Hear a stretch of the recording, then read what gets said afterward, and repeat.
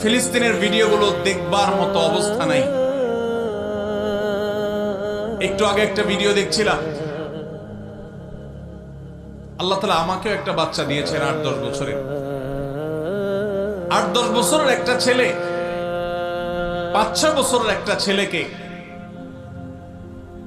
ছোট ভাইকে বড় ভাই সান্ত্বনা দিচ্ছে, মাথার উপরে হাত বুলাচ্ছে।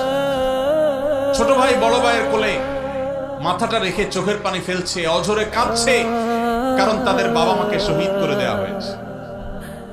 বড় ভাইটা ছোট ভাইয়ের মাথার উপর হাত বুলাচ্ছে আর তাকে সান্ত্বনা দেওয়ার চেষ্টা করছে, ব্যর্থ চেষ্টা। শত সহস্র শিশু আজ এতিম হয়েছে, শত সহস্র মা বাবার বুক আজ খালি হচ্ছে।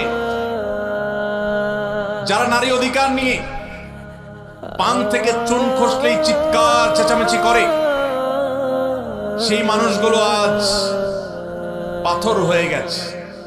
তাদের চোখের সামনে শত সহস্র মা বোনকে আজ খুন করা হচ্ছে।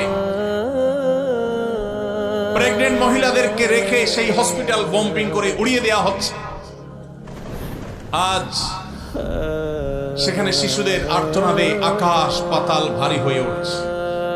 কোন স্থাপনার সেখানে বাকি নাই যেটা ভেঙে চুরে গুড়িয়ে দেওয়া হয়নি। উপর থেকে ড্রোন শট নেওয়ার ছবি দেখলে